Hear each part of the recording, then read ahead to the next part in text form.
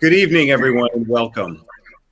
The San Diego Public Library Foundation is very pleased to have you join us on our Crowdcast channel for tonight's University of San Diego and San Diego Public Library presentation of acclaimed author and historian Ancie Bailey. My name is Patrick Stewart, and I am the CEO of the San Diego Public Library Foundation. Our role is to strengthen our communities through supporting our public library system with philanthropy, advocacy, and outreach. Libraries, as you know, play a very important role in our communities.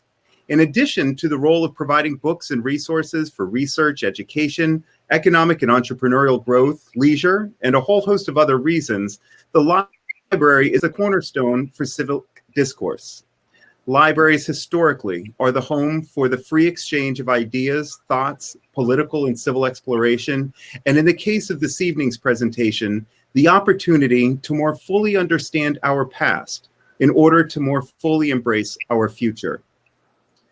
As we think of the future, we have to acknowledge the vital role that the San Diego Public Library will play in the recovery and reopening of San Diego as we begin to slowly come out of the pandemic. The way that the library's resources are accessed, equitably delivered, the spaces that we occupy, and the technology needed will all begin taking new shape. To help define that shape, the library and the foundation are leading the development of a new library master plan, a plan based on equity, an understanding of technology, and keen attention to our city's growth. But this plan needs your input. The plan's community engagement phase is now open, and you can contribute your very important voice to this development by taking the community survey. Designed to understand how you use your library, the elements of your community that you value the most, and to give voice to what you see as opportunities for community improvement. The survey is one of the most important elements of the design of this plan. The link below will take you to the survey. And then once our program begins, the link will live in the chat. While the survey will be only available until April 17th, I do encourage you to lend your voice sooner than later so that those important responses can begin shaping the direction of the remainder of the community engagement phases. For tonight's presentation, I also want to encourage you to use the Q&A section below, located just to the left of the chat feature, to ask questions throughout the program. As many questions as we can answer, we will. As the program begins, the link below will change to allow you to purchase Ancie Bailey's book, The Weeping Time Memory and the Largest Slave Auction in American History. The University of San Diego is such a community asset, and many of its programs proudly partner with organizations across the region, providing expertise, collaborating with the nonprofit community, and providing a platform for important ideas to flourish. I now have the pleasure of introducing Dr. Terrell, Dean of Libraries at the University of San Diego. Thank you, Patrick. Good evening, everyone. Welcome to the joint San Diego Public Library, University of San Diego Copley Libraries annual Black History Month, Women History Month program. This is our fourth year sponsoring this community activity. The purpose of this gathering is to bring town and gown together. It is an opportunity to promote reading and for us to spend an evening hearing an engaging speaker and in participating in intellectual discussion. Our speaker tonight is Dr. Ancie Bailey. Her presentation is entitled Reconciling 1619 and 1776 in American History, the Debate Over the Soul of a Nation. Now a few words about the University of San Diego. Patrick told you a little bit, but I'd like to share a few more facts. The University of San Diego is located in the Linda Vista neighborhood of San Diego. It is a Roman Catholic university with a strong emphasis on the liberal arts. It is ranked sixth most beautiful campus in the nation by the Princeton Review. It is known for its undergraduate study abroad programs. And this fall, we had an enrollment in fall 2020 of 8,861 students. We boast the College of Arts and Sciences, the School of Law, and 5 schools: the School of Business, the Shally Marco School of Engineering, the School of Leadership and Educational Sciences, the Hahn School of Nursing and Health Sciences, and the Joan B. Kroc School of Peace Studies. And now I will turn the program over to my colleague, Misty. Thank you. Good evening, everyone. Thank you, Teresa, Dr. Bird. It is such a pleasure to be here tonight. As Dr. Bird said, this is the 4th year of this partnership between San Diego Public Library and the University of San Diego. And we started this program with the purpose of starting conversations that are necessary for us to have. And we are so excited to have Ancie Bailey with us tonight, and know this is such an important topic. It's such a timely conversation, and I don't want to delay anymore and want to introduce you to Dr. Bailey. And is a graduate of Harvard and the University of Pennsylvania. She's a professor of history at the State University of New York at Binghamton. She is also the director of the university's Harriet Tubman Center for Freedom and Equity. Bailey is committed to a concept of living history, in which events of the past are connected to current and contemporary issues. She has been researching and writing about the public memory of slavery and freedom for much of her writing and academic career. Her publications range from adult nonfiction to children's historical fiction and include African Voices of the Atlantic Slave Trade, Beyond the Silence and the Shame, and You Can Make a Difference, the story of Martin Luther King Jr.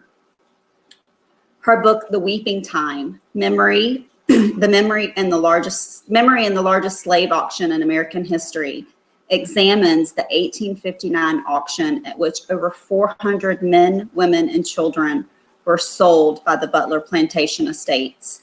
Of this volume, Jelani Cobb says, "Here is a graceful chronicle of a wretched moment in history. This is a work of restoration, culling a crucial narrative from the silences of the past. But most crucially, this is a restoration of the humanity to those enslaved Black people who were so commonly denied it." More recently, Bailey has contributed to the groundbreaking and award-winning New York Times Magazine 1619 Project, which examines the history and legacy of slavery in America. Bailey's work has been featured in many media outlets across the world, from the BBC to the New York Times, and she is an active public speaker, including a commemoration of the 150th anniversary of the Emancipation Proclamation at the United Nations. And so please join me in welcoming Ancie Bailey. Thank you very much. I want to say just a particular thanks to Patrick Stewart, Misty Jones, Dean Teresa Bird, Joseph Meisner, Adriana Hurtas, everyone from all these organizations that have come together to do this 4th annual both Women's History and Black History program. It's really an honor to be here. My only regret, of course, is that I'm in snowy Binghamton, New York, instead of beautiful and sunny San Diego on such a beautiful, your beautiful campus and beautiful city. So perhaps another time. But thank you again for honoring me with this invitation. I would like to say at the outset that I am dedicating this talk to Aretha Franklin, who died a couple of years ago, as you may know, and is still known as the Queen of Soul.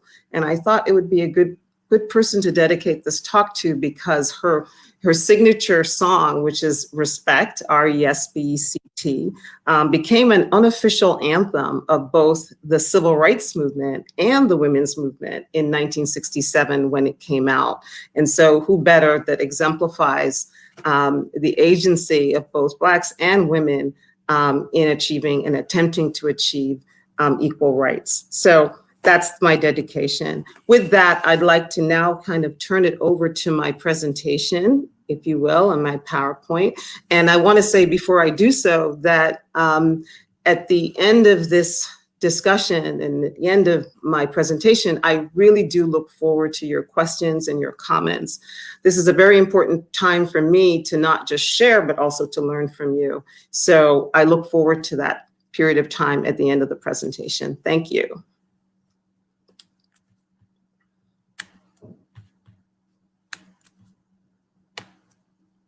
Okay.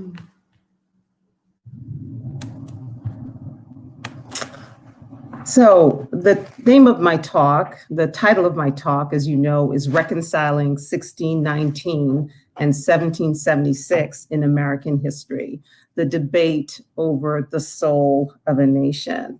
And I want to say at the outset, as has been said, and I really do want to thank you for that kind introduction from our previous speakers, that yes, I have done all those different things. I am a historian, but I also see myself as a storyteller.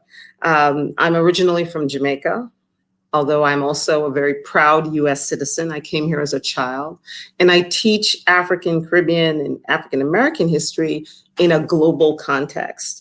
I also consider myself a history and memory public scholar. So I see my work as not only work that is done for academics, but quite the contrary, work that would go beyond the academic world and in fact reach the general public, which is one of the reasons why I am so excited to do these types of presentations, because it's very much the essence of the kind of work that I do.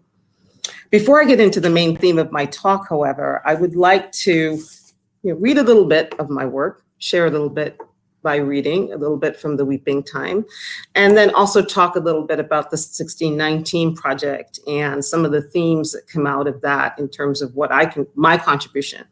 And then I will go into kind of the subject of our discussion today, is looking at 1619 on one hand and 1776 on the other hand.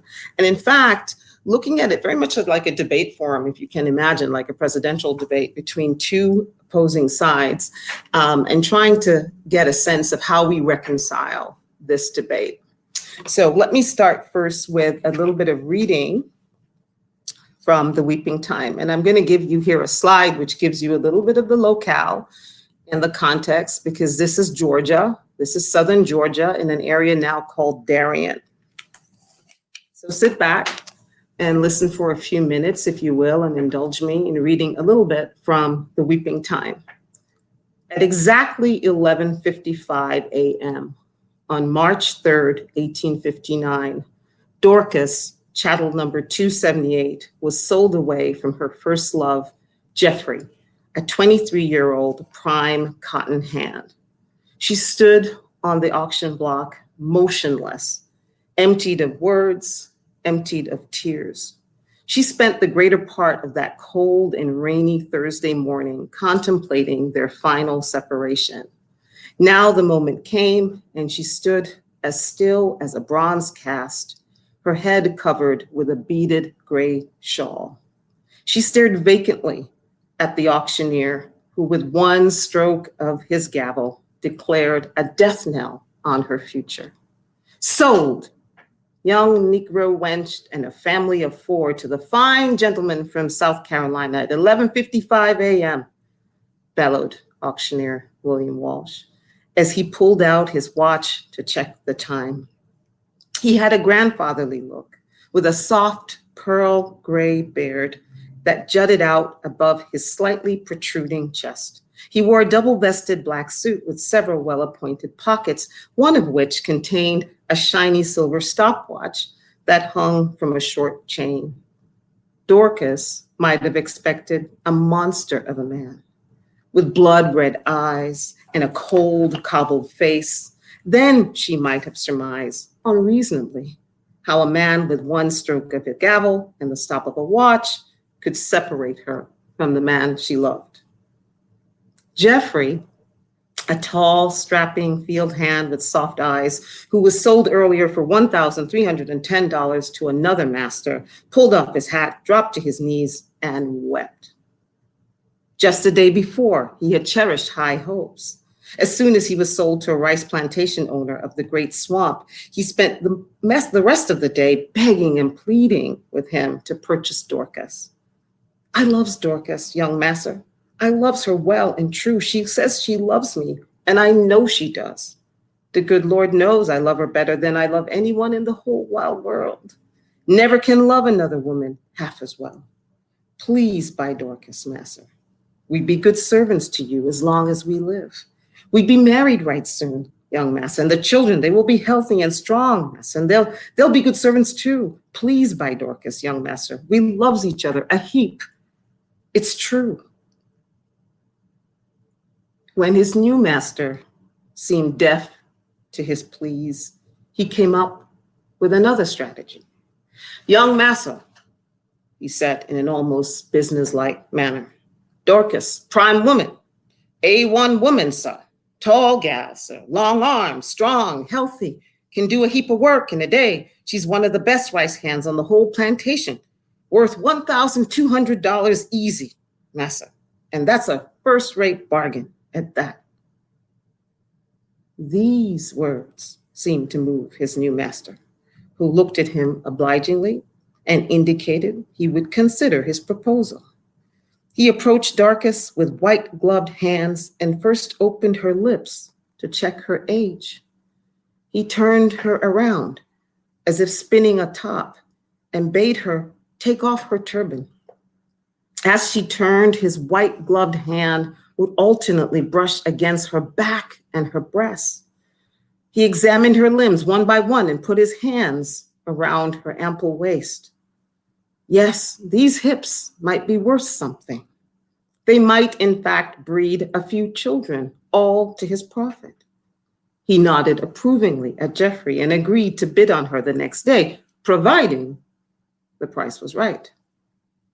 This was all the hope that Jeffrey needed. They would be together, he and his Dorcas. They would be far from home and family, but at least they would be together. They would be married and they would create a new family. But when that hour came, Jeffrey's master did not comply. Had she been sold alone, he said, he would have raised his paddle for a bid. But Dorcas was not to be sold alone. At the last minute, Mr. Walsh had added her to a family of 4 to be sold as one lot to a South Carolina plantation. The thread that connected Jeffrey and Dorcas was undone. Dorcas was led away, and Jeffrey, who by this time was inconsolable, was joined by his friends. They stood in a circle around him, expressing no emotion, but standing guard of his.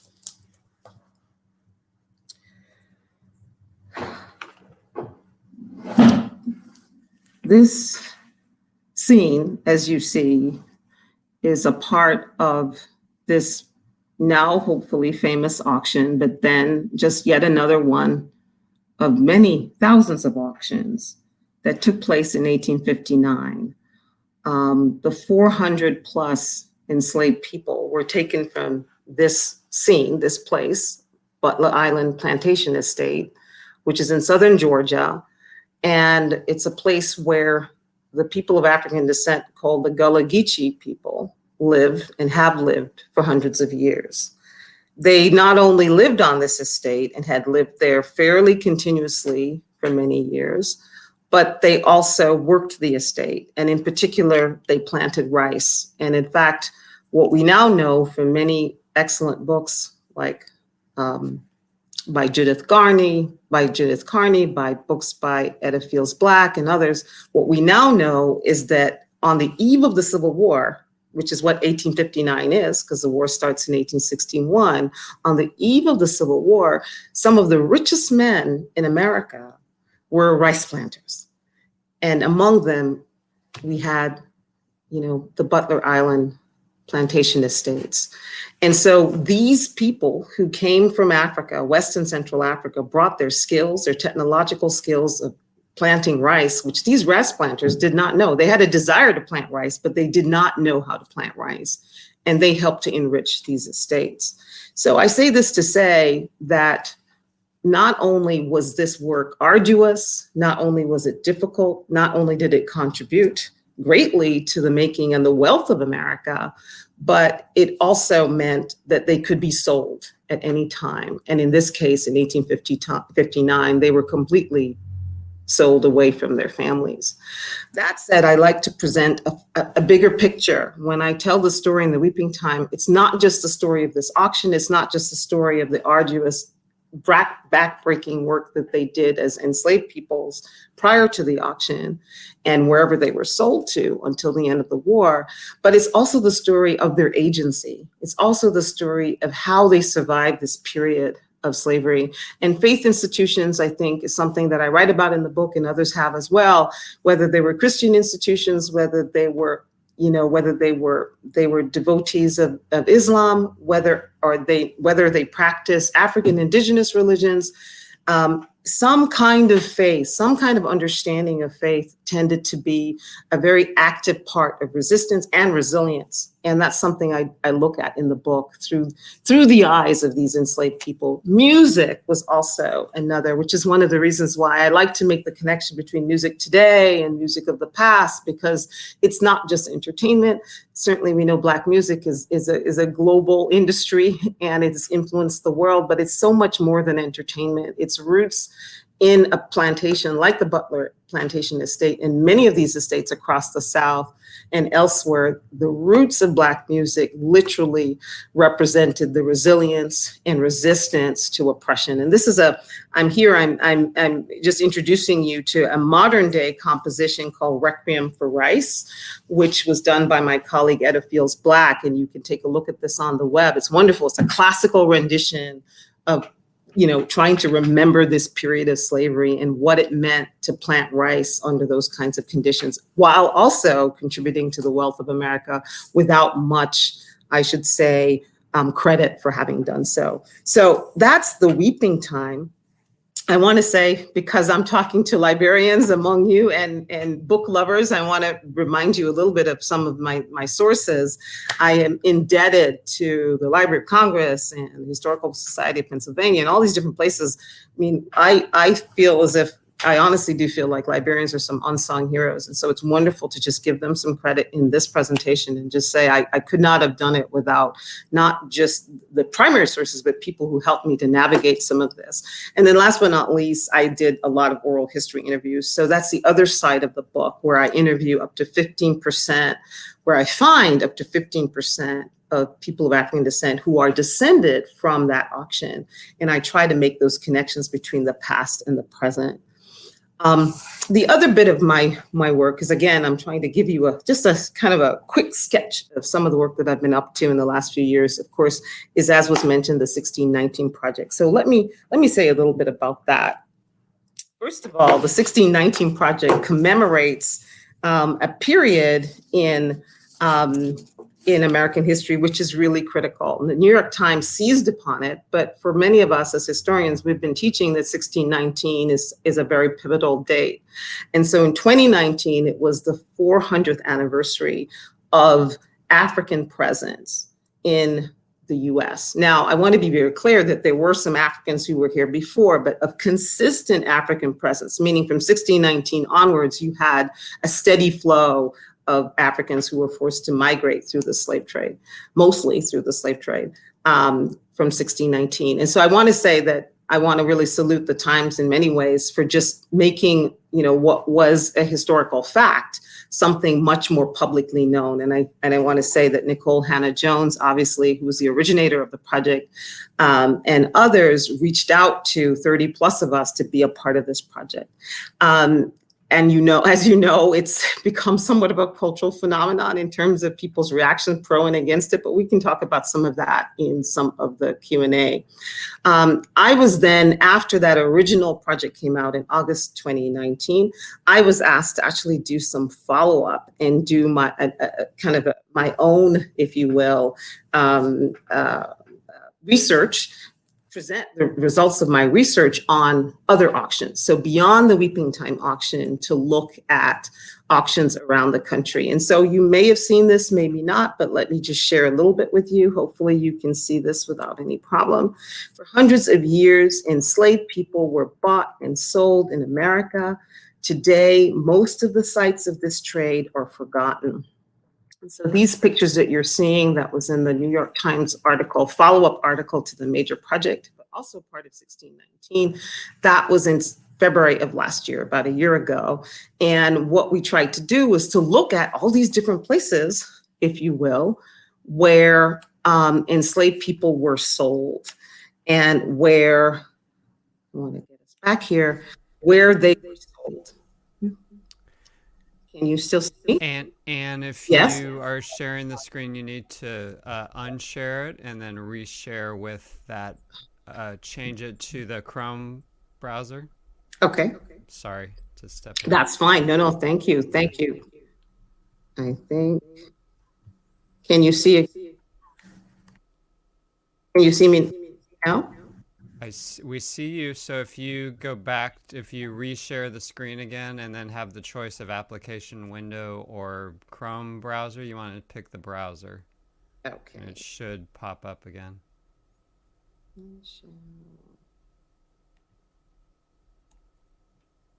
Okay, so I'm here.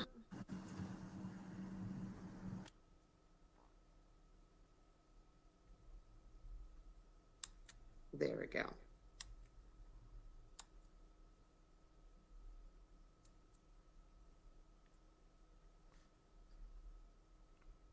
Just you can see now. It should say, we can see the PowerPoint now, yeah. it should say groundbreaking civil rights legislation. Yep. Great. So part of what the 1619 project tried to show is that from 1619 to present, there has largely been this legacy of slavery, which is still with us. And that from the point of view of many of the authors, that the legacy of slavery is really foundational to the creation of the United States. And it's still very much a legacy that we are grappling with. I would add that from my perspective, yes, there have been important gains. And these are some of the gains that I show here, right? The Brown versus Board of Ed in terms of integration of, school integration and so forth, the Civil Rights Act of 1964 in particular, because that's the reason that we exist right now on a multicultural level. Why I could look out at all of you, I am sure you reflect all the colors of the rainbow. I'm sure you reflect all the different cultural backgrounds that makes our country this melting pot. So the Civil Rights Act is the one that really says no to discrimination, and not just in terms of race, but also in terms of gender. So it's also the reason for myself as a woman, and for the women in the group, for the women in the audience, to have the opportunities for employment, for work, to have the opportunities to either work at home or to work outside the home, and to have that to be an absolutely free, absolutely up to them to make those types of decisions. And so I want to say that there have been many gains, and a number of the gains that this Black-led civil rights movement brought about have been, I should say, they were very important for many other groups. So it's not just that they benefited Black people, but they benefited many other groups, including, as I've said, women. And that's something that I think has to be said. It was not perhaps said, in exactly that same way, but I think we need to know that that's also a part of how I see 1619, that yes, there have been gains. The problem is that those gains have not had what I call spread effects. And I want to say that this is something that I'm really working on in my work right now. I'm trying to think about this idea, which is an economic idea. It's an idea in the field of economics about spread effects. If you look at the picture I have there, in economics, they talk about kind of a core versus a periphery, right? And this idea that when you strengthen the core, right, sometimes periphery gets left out. And I'm looking at ways in which we can think about the civil rights movement like that. Like, yes, you have this growing middle class because of these civil rights laws and because of this new legislation and so forth that happened in the 50s and the 60s, but there's still a lot of people on the periphery, still a lot of people in the Black underclass specifically, who represent kind of a persistent poor. There's another good book called Truly Disadvantaged, which talks about some of this. And so I just want to say that, you know, it's, again, that's the 1619 picture. It's that, yes, slavery is a reality, as a reality is still with us, in part because even the gains of the civil rights movement has not trickled down to still many people of African descent. Many of us have benefited, like myself and others, but not enough of us have. The spread effects have not been as wide as we'd like them to be. So that's the 1619 argument. Let's get to the 1776 argument. Now you can see this, you may have heard about this, and so I just want to, I don't have to say an awful lot about this, but I think you should know that there is this report called the 1776 report. It came out, you know, our former president sponsored it and put together a whole panel, and very much in opposition to the 1619 project. The idea there was, in the words of those who were a part of this, that we needed more patriotic education. Patriotic, I would put patriotic in quotes because I do not see, you know, thinking about slavery as something unpatriotic, but that was the idea behind this report. And I will say that there were some historians involved, but I think there were probably many more historians who would refute some of the ideas behind this report. But let's talk about the essence of what I think they were trying to get to. So I'm going to be trying to be as non-judgmental as possible. I'm going to try to give you a sense from the other side what I think they were trying to tap into. The folks who were looking at 1776 as the real beacon for us, and of course our standard and traditional beacon, and I would never doubt any different that is our founding. They were really looking back at the Declaration of Independence, obviously, and also the Declaration of the Rights of Man in France. And so looking at these revolutionary documents and the fact that they exemplified freedom, they exemplified this idea of, you know, a new man, if you will, a new person, right? And this was all connected to these Enlightenment ideals. And so these ideals were incredible ideals. And I would argue that the men, they were men who came up with some of these ideals were heroes in many ways. That would be my argument, because these ideals were so aspirational. They were not the lived reality, for example, of those who, you know, signed off on the Declaration of Independence or those who wrote our Constitution. It was not the lived reality. Many of them were slaveholders. But nonetheless, the ideals on paper left us a blueprint that we could then try to follow, if you will. So I just want to say that the people who are behind this idea, behind 1776 movement, they're not completely wrong. They could never be completely wrong. The issue is, how do they see it, and how can they look at it in a larger context? So many of them, as you know, will trump this idea of we the people, give me liberty, give me death. I mean, these are, you know, this focus on America as a beacon of freedom and of light to the world is where they choose to put, you know, to put their emphasis.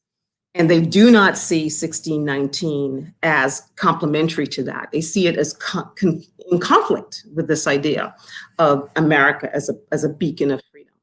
So much so that a number of those people on that camp are attempting to ban the 1619 curriculum in schools. And this is kind of an interesting development because, you know, these are the states, I think there are maybe even one or two more that have added themselves to the list, and it's happening on the state level. And again, we can talk about that and what you think about that, but I think it's interesting that there is such a sense of protection, in quotes, of this notion of the 1776, you know, ideals, that there's a sense that 1619 in some ways would threaten that. So now let me get to this question of reconciliation, because that's really what I want to leave you with thinking about today. So you have the 1619 camp, and then you have the 1776 camp, if you will. How can we reconcile the two? In many ways, I think, and I think you might agree, the divisions in our country are great. And this is, we're divided for many different reasons, but certainly on this issue, this is part of it. This is part this is part of the divisions that we're dealing with right now. It's not exclusive to this. It's not only about race, but I think this is definitely a piece of it. And I wanted to share this book with you. Some of you may know this book. If you don't, I would definitely suggest that you get it and you take a look at it. It's a powerful, amazing book called Silencing the Past. And in this book, Michel Rolfe-Trouot, what he does, he really tries to show that when we look at history, historically, there are multiple perspectives of history. You know, in this book, he shows that the French historians who wrote about, because this book is largely about, it's about many things, it's in general about history, but it focuses a lot on the Haitian Revolution of 1791. And he talks about how the French historians who wrote about Haiti and Haiti's revolution in 1791, they pretty much excised it out of history. So earlier I was just talking to you about the American Revolution and the French Revolution. Well, guess what followed the heels of the French Revolution? The Haitian Revolution. But how many of us, including myself, learned that in school? How many of us knew that, oh, there was another revolution just around the corner, and it had a great impact, in fact, not only on Haiti as the first Black republic, who then got their freedom from the French. They fought for and won their freedom from the French, not only from about Haiti, but that influenced America. See, going back to that transnational way of looking at things, that enslaved Blacks in Southern US, they heard about. They absolutely heard their masters complaining about what's going on in that Haiti, rebel Haiti. We sure hope nothing like that happens over here. They heard about what was happening in Haiti, and they were excited. They were looking forward to their own freedom. They were practicing their own forms of resistance. And in fact, what's interesting about that is that they took, if you will, a certain kind of inspiration from this incredible event that the Haitians, also enslaved, but enslaved by the French, could wrest their freedom from the French. And they thought, perhaps we will not be long before we are also free. Yet, the French historians wrote little and nothing about the Haitian Revolution for decades, decades and decades and decades. And it's only now in the last couple decades that we're starting to put Haiti back into the history of the Americas and the history of the Western Hemisphere. So this is, I'm saying this to say to you that we have got to start getting comfortable with having multiple perspectives of the past. The French historians had one perspective, but then the Haitian historians, and now hopefully more in general, all historians have a kind of more complex idea of the past. And that's something that we've been uncomfortable doing in America, is having multiple perspectives. We can actually have multiple perspectives and have opportunities to dialogue about those perspectives. Not multiple truths, you know, but perspectives about that past. And then finally, I just want to say that what's my answer to reconciling this history? It's not either or, it's both and. It's not 1619 looking at the history of slavery as being foundational to America in total opposition to America as a 1776 beacon of light. It's both. And at the risk of sounding as if, you know, I can't make up my mind, you know, we can hold two things, and I think we need to learn how to use, to look at what appears like two opposing things. We need to be able to hold them. We need to be able to hold them together and try to understand the tensions between them. And so here, that's really what I'm suggesting, that those Enlightenment ideals of the Declaration of Independence, they do exist. They were important. They were heroic, but they existed alongside a history of slavery and its legacy. And somehow we need to be able to grapple with that. And if we can, I think that will be like a new foundation for our society, to be able to look at both those poles and understand that we are the product of both, not one versus the other, but both. And at the same time, I hope that we will realize that this legacy has an impact on everybody, including immigrants. It's not something that is only for those who were there back then, it's for everybody. And that in the midst of it, Black agency is critical and important. The ability of people of African descent to not only resist, but stand up for their rights, fight for their rights, and also help to extend rights to others. which I think is such an important piece, and I'm happy to talk about in the final Q&A. As I close, I want to say that in the absence of ruins, we have only memory. And I think about this a lot because, particularly for people of African descent, you know, when they were taken from the continent of Africa, you couldn't bring your heirlooms, you couldn't bring artifacts, you know, you don't have anything physical that you can bring with you when you are forced onto a slave ship. You have what's in your mind and you have what's in your heart. And that's what you bring with you as a legacy. And so the memory of that is really critical. And that's one of the reasons why I do memory studies. And I think where it comes to this question of reconciliation, we've got to reconcile things like the weeping time and a slave auction that is very much a part of our history. And it was one of millions. It wasn't just one of a few thousand. There were 1.2 million slave sales, you know, in our history prior to the end of the Civil War. And that's a part of our history. That's a part of our memory. And we've got to own that. Likewise is a Statue of Liberty, which represents that 1776 ideal. Going back to that, that's also a part of our history. And that's been such a beacon for so many. And yet we sometimes forget that this very same Statue of Liberty was given to us by France, and this collaboration came about because they were helping to celebrate with us the end of slavery and the end of the Civil War. And we forget that. It wasn't just that the Statue of Liberty represents a beacon of light to immigrants from Europe and all over, but that it also represented the end of slavery. We've got to hold these two things, the tension between slavery and freedom.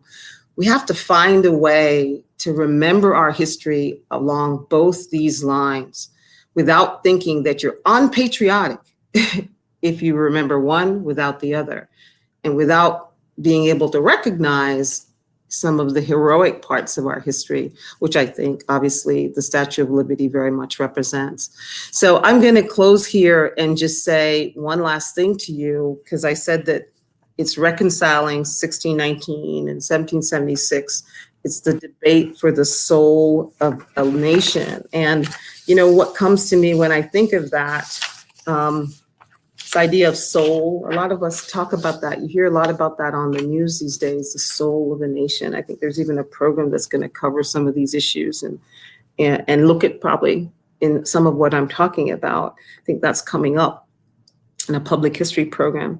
And it reminds me of a phrase that Dr. Reverend Martin Luther King often said, and he said it in 1968 in a speech at the National Cathedral. And he says, "We shall overcome because the arc of the moral universe is long, but it bends towards justice." Well, I want to say we shall overcome because the arc of the moral universe is long, but it bends towards freedom. And so as we hold these two poles, as we hold them in their tension, and there's a tension between them, my hope, my prayer is that we will choose freedom, that we will choose categorically in this new era for America, we will turn the corner and choose freedom. Thank you very much. It's been a pleasure to share with you, and I look forward to your questions and your comments. Thank you. Thank you so much. That was incredible. We already have quite a few questions. Teresa and I are going to kind of take turns asking these of you. So the first one says, "Thank you for this talk, Dr. Bailey. I often encounter fellow Californians who view slavery as solely Southern history, racism as a primarily Southern problem, and the Civil War and its legacy as a conflict that includes the Western U.S. only tangentially, if at all. Could you provide your thoughts on this or some resources that provide a deeper look at the history and impact of the U.S. slave trade on the West That's Coast? kind of a longer story, but let me give you, and I can send you a couple titles at some point, but let me give you the big picture of that, because I think I hear you, and I hear you're saying very clearly, is slavery just a Southern problem? And I'm that's one of the reasons why I was so happy that you reached out to me. And the more people from around the world and whatever region reach out to me, I'm always happy, because as I mentioned, to begin with, the history of the slave trade is transnational, and slavery is transnational. It's not just transregional, it's transnational. It affects everybody in the Western world. There is nobody that doesn't either benefit or get disadvantaged in some way. There's absolutely no community that doesn't. Let me give you a quick example. Where I'm from here in New York, they like to boast about when slavery ended in New York, and it ended sooner, before the Civil War, and so forth and so forth. Well, the fact is, they forget to mention that, the slave trade, it wasn't just being carried out by European slave traders, but South Street Seaport, which is this wonderful place for people to enjoy, fish and meals and restaurants and so forth, that was actually a trading center. That was a place where slaves were brought in. Slave ships left there and went to the continent and brought slaves not only to New York, but also to the South and elsewhere. So I say that as an example to say that it's a very big picture. Everybody is connected in one way or another, and the country as a whole benefits, even if the region itself is not completely mired in slavery as they are in the South. So it's a great question, and it makes me know that you're thinking beyond just a region. Thank you for that. Okay, I'll read the second question. Thank you, Dr. Bailey, for your talk. There's a lot of opposition to teaching the 1619 Project in schools, as it is considered a part of the advancement of critical race theory education in our schools. Why is there such an opposition to teaching the history of our nation, both good and bad, to our kids? Well, it's like I said, again, recognizing that we have had a lot of this history has been hidden for such a long time, right? A lot of it we have, students still say to me, I've been teaching now for 25, 30 years, and students still come and say to me, we learned like 2 sentences or 2 paragraphs about the history of slavery. Now, I want you to think about this, right? The history of slavery goes basically from the 1650s, 1660s to the end of the Civil War in 1865. We have about 250 years of our history is slavery. I did the count today when I was getting ready to talk with you, and I can't remember what the number is, but we're like 150 something, 157 years or so out of the history of slavery. Does that make sense to you? So in other words, we've spent in our history more time, 250 years, we've spent more time with the history of slavery than we have with the history of freedom. If you think about it like that, and yet there are 2 paragraphs in our students' history books. It doesn't even logically make sense. Does that make sense? It doesn't even logically make sense. Aside from what you think about it politically, decide what your gut feeling or concerns or personal feeling, it just doesn't even logically make sense. So I think part of the opposition is because we have hidden that history for too long. And that's not your fault or mine, but what can we do about it? It's time to start teaching it. And as I said, if we can teach it in what I think is a more balanced way, yes, there was a history of slavery, but yes, there are these incredible ideals of freedom that came out of that period too. It's a contradiction. It's an incredible contradiction. Let's stop living this contradiction. Let's try to make our words on paper and our lived reality much closer to something that works together. Yeah, absolutely. So the next question is, can you elaborate on the oral history interviews that you did? Who was interviewed and what did you learn? Okay, I interviewed a number of amazing, first of all, I think they're real heroes to me because a number of them are these descendants who, I didn't, they were already, I think I played a role almost as a journalist, if you will, because a number of them were already digging into their history. And can I say to anyone that's listening now, and that's whatever your background is, go into your history. One of the first places to start is in your own backyard, with your own history. And you don't have to be looking for anything in particular. In their case, they were looking to connect themselves to their enslaved ancestors. And they had a sense of, through oral history in their own family, that they might be connected to this big auction, but they didn't know for sure. In some cases, they had no idea. So these people are, again, to me, they're like private investigators, and they were doing this before it was popular to do this, and before we had Ancestry.com and all these different resources which can help you with some of this, by the way. And what they did is they made those connections, through census records and all different kinds of records. They started to make those connections. In some cases, I met people and I helped them make those connections. I helped to verify some of the records that they were doing, because as a historian, obviously, I can tell when something is a veritable record and something is not a strong record to base any kind of conclusion on.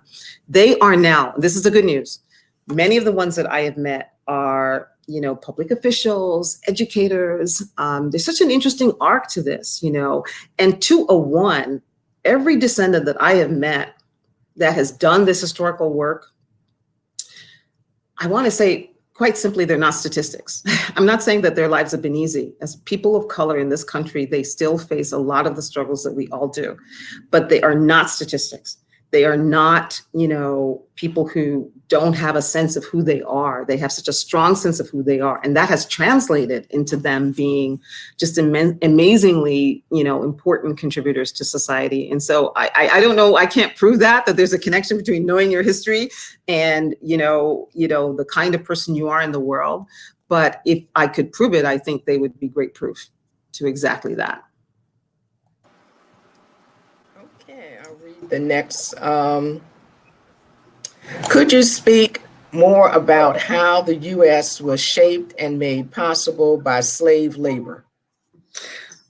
Using my weeping time example is a great way to look at it, because sometimes it's good to just kind of zero in, like, I talked about the rice plantations, and let me back up a little bit. Let me back up to 1619. One of the things, I didn't want to go too long, so I didn't get into this as much, is that 1619 is important as a date because it's the, again, the first consistent presence, right? There are like 20 or so people of African descent who are brought here. But for the most part, they're brought to British, colonial Virginia, but they're actually more like indentured servants, not slaves. And so they live amongst white indentured servants. And some people will be surprised to know that they actually, they could marry, marry their white counterparts. They also could, testify in court, all things that, in a number of decades would be completely off limits. And I think most of you know that interracial marriage was not fully allowed until the 1960s, across the country. But can you imagine that in 1619, from 1619 to 1662, so call it about 50 years, those early years, there was some semblance of equality in America. Can you imagine that was America? Can you imagine? You think about where we are today, think about where we are today. And that during that time, those white and Black servants had some kind of freedom to move about and to make decisions, to plan, to live, to plant, to own land even. Imagine that. Somewhere along in the 1660s, economic decisions took over, and that's the bottom line. So if you ask, and you're asking, well, how did enslaved labor shape the US? That's when it happened. At some point in 1662, it was decided that the Black woman, in fact, whatever progeny she would have, whether she had them with a white man or a Black man, however that came about, whether it was consensual or it was rape, she would be the bearer of enslaved people forevermore. Her children would be slaves forevermore. There would be no more indentured servitude. There would be no more flexibility amongst the races or what have you. No. That her progeny would forever, that was the words, forever be enslaved in perpetuity. And that does not change till the end of the Civil War. It took a Civil War to change that. So, economics took over. Economics took over in Virginia, and it took over in the other colonies, and then the others that became states. It became the rule of the day that we would use this labor that was coming in from the continent as, permanent servitude with no options out, or few options out, I should say. Good question. I hope I haven't given you too long an answer, but I wanted to give a little bit of the arc of this so that you have this sense that we could have taken another road, but we didn't because of economics. What will we do now? Interesting. Okay, so without burning out, how do activists continue to push silenced BIPOC stories to the forefront effectively amidst the opposition from the supremacy? White supremacy. Well, I think you have to, first of all, know that you have to play, as they say in sports, you have to play the long game, and I think that's for everybody. I think I'm not in a position where I can see all of you, but I can imagine that if you come to a presentation like this, you have an inclination towards some of what we're talking about. And if you want to, see change and see more change, I think you cannot be in it for the short haul. And I want to be very clear about this. And I say this often and much around the country. You have to want, number one, you have to be in it for the long haul. We did not get here overnight, and we will not get out of this rabbit hole quickly. It's the difference between the other day I had a headache and I took a pill and it went away. This is not one of those situations where there's a quick fix like that. So you have to be in it for the long haul. You have to have a certain level of persistence and perseverance. You have to be committed to education, because education is the key in my mind. And one of the reasons why I'm happy to talk to a university, happy to talk to libraries, because you have all these avenues, both formal and informal education. And I would love to see, I'm sure you do some of these, I know you do these types of programs. I would love to see libraries doing more Saturday schools and all kinds of things that you can do in these programs way beyond the official months of Black history or women's history, which I'm sure you do anyway, but just to say that, just to encourage you that you have such a role to play, a huge role to play, I think, in kind of correcting the miseducation that we've all suffered. So can I just say to the person who's trying to get those stories out, keep on doing it, just keep on trying, and look for informal and formal avenues to get your stories out. Okay, I'll read the next question. What are the parallels between slavery and the modern prison system?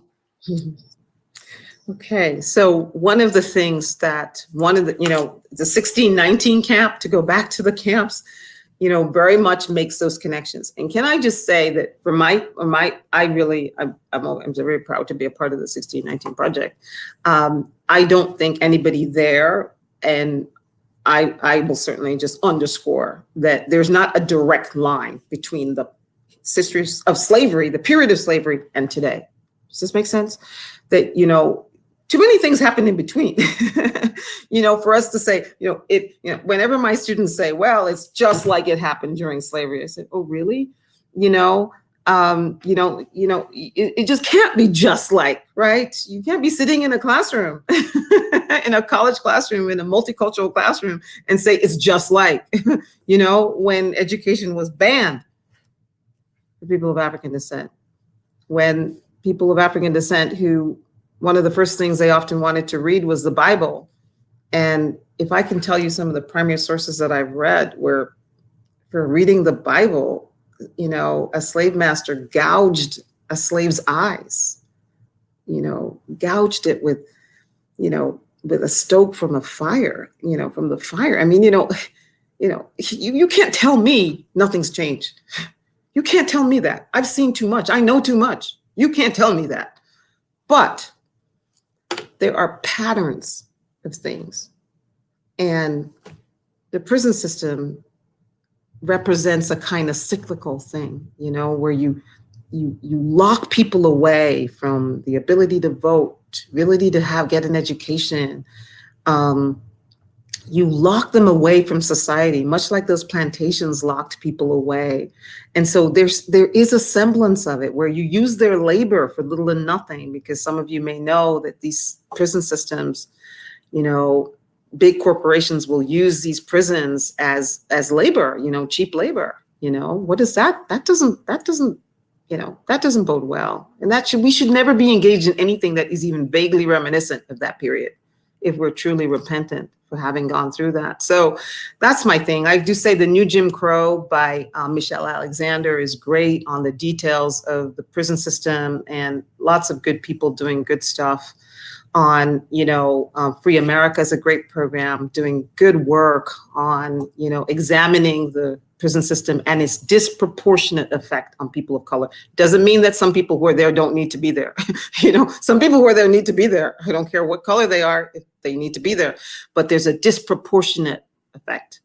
And that's the problem. Like, why are they overrepresented in the prison system and underrepresented in other areas? That's what we have to ask ourselves. That's definitely connected to the legacy of slavery. Thank you for that question. Oh, thank you. Okay, so how do we, middle of the road historians who see the positives of teaching both the 1619 and 1776 curriculum deal with the anger from both sides? That's a good question. Oh, good question. Let me tell you the number one thing you do.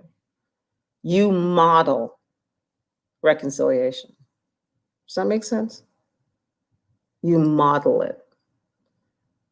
You don't just talk it, you model it. You set ground rules for the way people are going to talk, the way they're going to share. You give them a sense that they're free to share their views. This is what I try to do. I do not do it perfectly. I don't think anybody could do it perfectly. I wanted to say, I said to a group recently, earlier this week, a group that I was talking to, I said, you know, if this was so easy, we wouldn't be in the situation we were in 157 years later. If this was if reconciliation was that easy, it would have been done, right? So it's not easy, but we have to really work at it. And we have to work at ways, some great curriculum like Teaching Tolerance, I think really tries to help people think through how to talk about these issues, how to allow diverse groups in your classroom, in your community, in your library, to have discussions about these things, in your home even, without demonizing one another, right? I think you have to model that. You've got to give people a space to speak their mind. But to speak it in a respectful way, in a way that does not harm the inner person of somebody else. I think we have to model that. And I think we have to provide a lot of educational resources. Can I just tell you, the more people read, the more they learn. They come to these conclusions on their own. Trust me, they just do. I don't indoctrinate students or groups. I don't. If I have like 4 months with my students, I just share what there is. I just share this history, you know, and a student who comes in from the beginning and who thought, you know, what's this all about? Slavery's a long time ago. Why don't you want to talk about that? You know, by the end, they're telling me, you know, when are the reparations coming? You know, they're telling me, where are the reparations? You know, they've gotten that far to that direction without me even prompting or saying anything about that. Because I really don't like to be political. I just want to share with them these various perspectives and let them make up their own mind.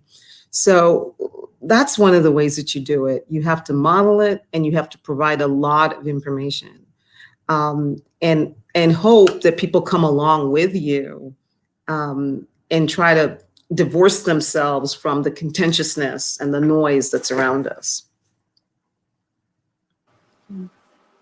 Okay, I think we already lost Teresa for a minute here, so I'll ask the next one. So this next question is part question, part statement, but it says, can we look at logic differently in this case? The lack of information about slavery appears to be very logical if the evaluation of African contributions is part of the programming process. Say that last part again, Misty.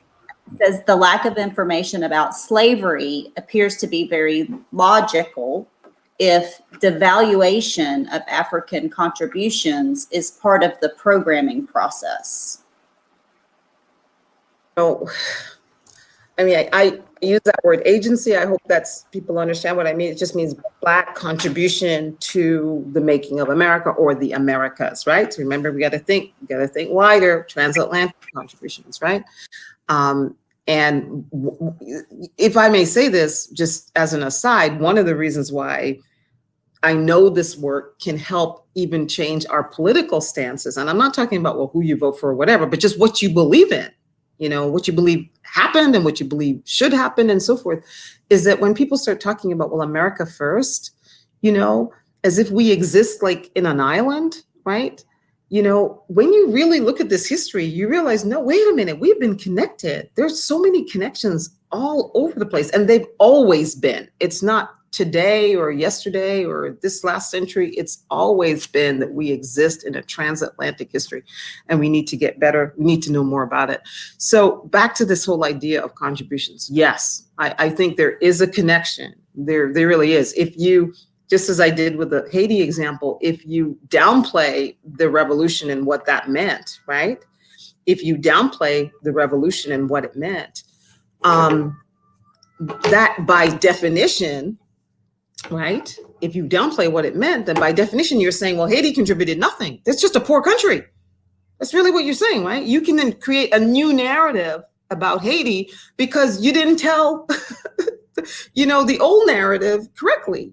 You know, I don't care what's happening now. You can't deny that to be the first Black republic, you know, in an age of slavery is a major achievement. To defeat Napoleon? Hello, the great Napoleon? This ragtag army of enslaved people defeated Napoleon. Can you imagine what American Blacks felt when they heard their masters talking about this? The ones who could read, who snuck away to read and could read, and they're looking in the newspapers and they're like, what happened? What? Can you just imagine the excitement? Can you just imagine? I can tell you that some of the Southern Black slaves, they created songs about Haiti. How about that? They created songs about Haiti and how they got their freedom and how we're next. We're next.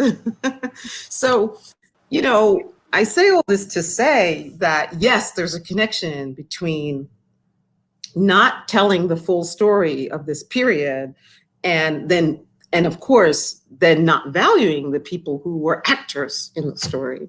You know, there is a connection, but once you start to peel this away, the whole idea of contribution then becomes a multicultural contribution, not just a white male contribution, but like a multicultural contribution to the history of America. Okay. I'll read Wait, the Tracy, next back. question. Yes, I'm back. I follow SDPL on Instagram and saw information about tonight's program there.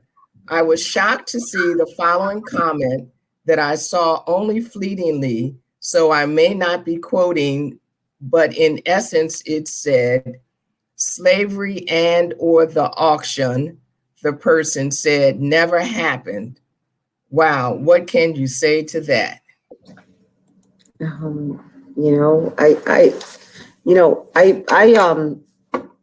I haven't been, you know, as you know, a lot of us are working from home, and I do go, and I'm near my school. We do go occasionally, but we don't have to go all the time because we're working like this remotely.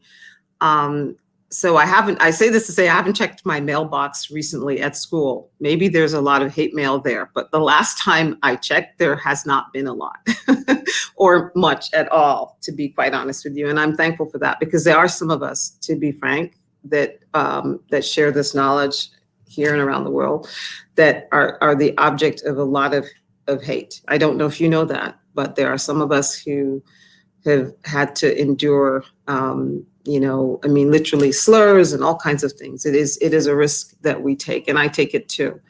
But I will say this, I have occasionally had, especially when those Confederate statues, and I write about the Confederate issue, right? I write about the fact that what should happen to these statues and the history of them and so forth and so forth. And when there were different activists taking some of them down last summer, you know, and I responded in a I can't remember what the name of I can't remember what my headline was, but I responded by saying, you know, what were some of the reasons behind either taking them down or keeping them up or what have you, like what things that they should consider, right? By the way, I'm on record as saying, don't take down public property, find a way to advocate for them to come down legally. But I do think they should come down, all right, but come down legally.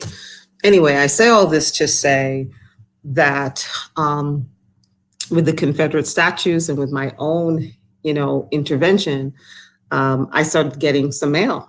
When you start talking about Confederate statues, you get mail. And I had this one writer, one citizen who wrote me, and he was very, very angry, you know, said something to that effect, right? And I took my time and I carefully answered point by point by point. I just engaged him as another human being. In my view, a misinformed human being, but another human being. Unfortunately, he didn't respond back, you know, but that's, you know, that is what it is, you know.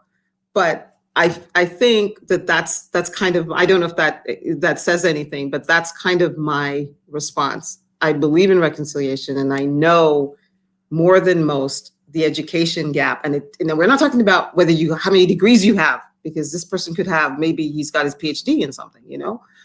But all of us on some level have been miseducated about this history. And so we have some gut reaction feelings. We have people who tell us what to think, you know, about these things. We have a lot of noise and chatter. And I just take my time and respond. I mean, that's all I can say. And if they want to engage with me, I want to hear them. And I also tell them that, guess what? I don't know everything either. You know, I'm still learning. There's that much to learn. I've dedicated decades to this, but it's that much to learn that I don't know everything. So come along on this journey with me. That's what I would say to him. Thank you. That's, you know, and I think you made this point earlier about education and how important education is. And so this question kind of speaks to that. In addition to your own book, do you recommend any particular books for general readers that provide an accurate background on the history and legacy of slavery in America? I recommend many books. There is no one book that I would honestly suggest. I mean, and I really mean that. I could just mention a few, you know, because they're all, you know, it's like there's a panorama that gives you a fuller picture. And then going back to my stance about multiple perspectives and how important it is to have, okay, so if you want, you can read my book, that's fine. But like, that's just one perspective, right? Read some other perspectives on this period. I think most of the reputable historians, we will find a lot of agreement in many ways, but sometimes we'll have a different way of looking at things. So, you know, Deirdre Cooper Owens, for example, writes about, her book is called Medical Bondage, and she writes about the history of slavery from the point of view, this is perfect for your program actually, of enslaved women who were used as in the experimentation by the first gynecologists, you know, gynecology, the person who's considered Marion Sims, who's considered the father of gynecology. And if you go to medical school today, you will hear that he's the father of gynecology, used enslaved women that he purchased or borrowed from plantations in the South. And later on, by the way, he also used Irish immigrant women. So you see how this thing has a continuum, right? In New York. But the most egregious stuff that he did was in the South with these enslaved women to come up with his, you know, various gynecological advances that we still use, apparently. So, you know, I don't write about medical history, right? But I know about this history. But so you're going to get a deeper dive into this piece. Does that make sense? So they're just different. Each of us have a different piece of the puzzle. And, you know, again, these are not new records. So going back to the question that you read, Dean Bird, you know, for the person who would ask about, like, did these things happen? I mean, you know, you can look at it for yourself, you know, I mean, if they engage, they will see that Marion Sims wrote an autobiography about all of this. There wasn't any political correctness. So, I mean, he didn't have any, he didn't have any reason to be ashamed, if you will, aside from his own conscience, that he had used these women in these experiments without anesthesia. On top of I have one last question. Mm-hmm. This is our last question for the evening. Mm-hmm. Moving forward, how do individuals help meet our nation's ideals? I hope that, some of what I presented is really like a vision question, right? It's a vision issue. And, people sometimes, and this happens all the time, and I totally understand this. I'm also have a very practical side as well. And people very often want to know, well, what do I do? Now that I know this, what do I do? Well, first of all, I'll say, you don't know enough. So I'll say, let's be in the midst of what I'd like to call an educational revolution. Let's start one. Let's start an education revolution where we really, these beautiful libraries which you have, and, I think some people think that libraries are dead. They're not. And they're more necessary than any time in our history are they necessary. And I believe that so fully and completely. Swing those doors open and be a part of that revolution, even more so, as much as we can. I think we need to educate ourselves.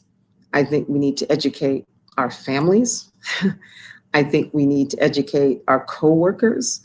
We need to be a part of that process, whether it's reading groups, what have you, not just formal education, formal and informal education. I think that's the main way we're going to turn the corner. Does this make sense? And my students taught me this. My students said to me, but how can we have all these things? How can we have all these great changes if we have no consensus? That's what they said to me. We don't have any consensus about these things. Okay, we've just learned all of this. So we all have a consensus now, multicultural class of Blacks, Asians, Latinos, et cetera. But what about everybody else? We only get there through education and sharing and giving each other a little bit of grace to sometimes make mistakes, not get it right, but we want to get it right. So thank you for asking that question. Education, education, education. Never feel like you've had enough. Never feel like your degrees define who you are. They do not, because of our education system has been hiding a lot of this. So we need to kind of go back and get it. And I think that's what's going to help us turn the corner. One of the things which will. Thank you for asking. Thank you for the questions. Brilliant, great questions. Thank you. I appreciate it. Very engaged. Yes, thank you so much. Thank you everyone for being here. Thank you, Dr. Bailey. It's just an incredible program, and I hope for everyone that this is the start of continuing their education on this subject. And I know both, Dr. Bird and I in libraries are ready to swing those doors wide open and be part of it. Yeah.